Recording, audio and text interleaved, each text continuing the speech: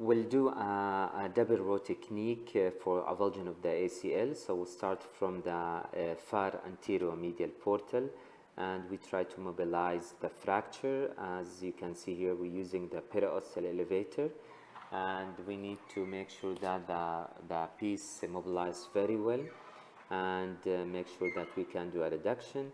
Then we try to clean the whole edges to make sure that there is no soft tissue interposition.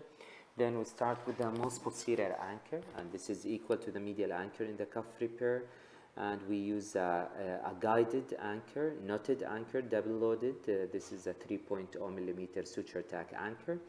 Then we use a suture lasso to make sure for the suture passing. It's a 45 degree suture lasso, as you can see here. Then we take one limb through the ACL itself, and this is the anterior part of the ACL, and we retrieve this all the way through the anterior part of the ACL. Then we take the second limb of the suture to put it in the bone itself. So one suture in the soft tissue of the ACL and one suture in the bone itself.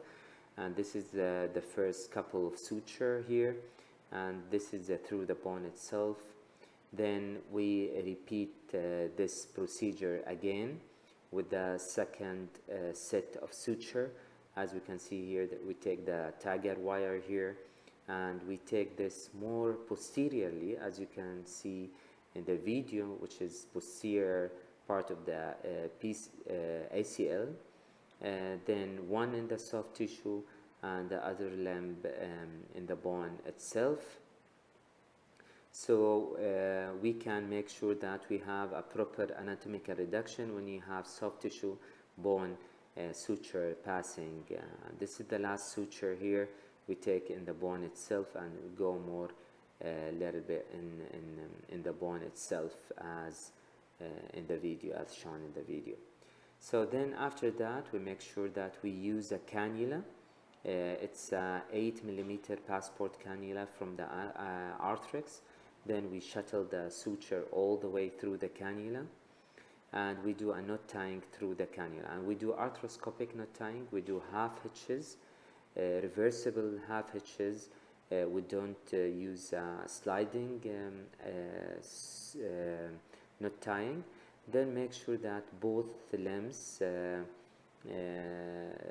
tied very well, and we secure the knot tying. Then after that, we do we keep the limbs. We don't do cutting for the limbs, and we do extension of the knee joint. As you can see here, we do a 30 degree extension, and make sure that we take, and we need to hook this in the anterior part just below the tibial plateau in a knotless anchor, which is I use a push lock 3.5. So I clean all the way the soft tissue just below the tibial plateau, and we use the owl for a peak 3.5 push lock. Then we try to have a full extension with a proper tensioning on the limbs of the suture. Then we put or loaded the anchor, and make sure that we have a very good fixation.